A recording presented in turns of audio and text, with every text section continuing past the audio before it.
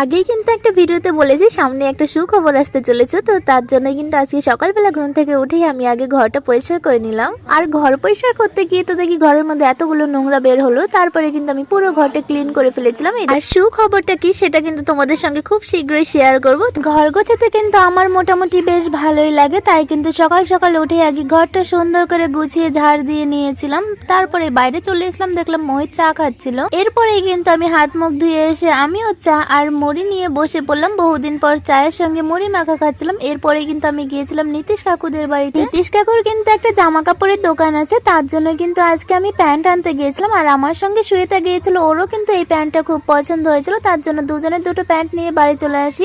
আর এই দেখো এই হোয়াইটটা এটা আমার ছিল, আর এইটা একটু ডার্ক কালার, এটা শ্বেতা নিয়েছিল। বাড়িতে এসে দেখি মা কিন্তু আমাকে রেখে আজকে একা একাই যাচ্ছে একটা পিকনিকে। তো সেইখানে একটা পার্টির পিকনিক ছিল, তার জন্য কিন্তু মাই যাচ্ছিল, আর আমি কিন্তু মার সঙ্গে যাইনি। আমার শ্বশুর মশাই যেহেতু মেম্বার, তাই ওনাদের পার্টির কিন্তু আজকে একটা ছোটখাটো পিকনিক ছিল, তো সেখানে মা চলে গেছিল, তাই আমি আর যাইনি। আর দেখো পূরবী দিদিদের গাছে কত সুন্দর ফুল ফুটেছে, তো এই ফুল দিয়ে আমি পুজোটা দিয়ে নিলাম।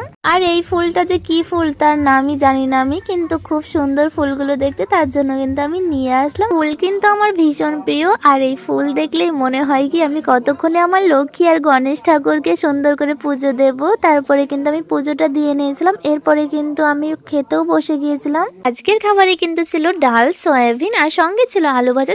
এরপরে কিন্তু আমি আমার হাজবেন্ডের একটু দর্শন করলাম, তারপরে আমি একটু ঘুমিয়েছিলাম। তো সন্ধ্যের সময় উঠে সন্ধ্যেটাও দিয়ে নিয়েছিলাম। তারপরে আমার হাজবেন্ড কল করেছিল, তো ওর সঙ্গে একটু কথা বলছিলাম। বিকেলবেলা নিয়ে এসেছিল বাবা বিরিয়ানি, তো সেটাই কিন্তু খাচ্ছিলাম। তো আজকের মতন ভিডিওটা আমি এইখানে শেষ করছি। দেখা হবে পরবর্তী কোনো ভিডিওতে। তোমরা সবাই খুব ভালো থেকো, টাটা।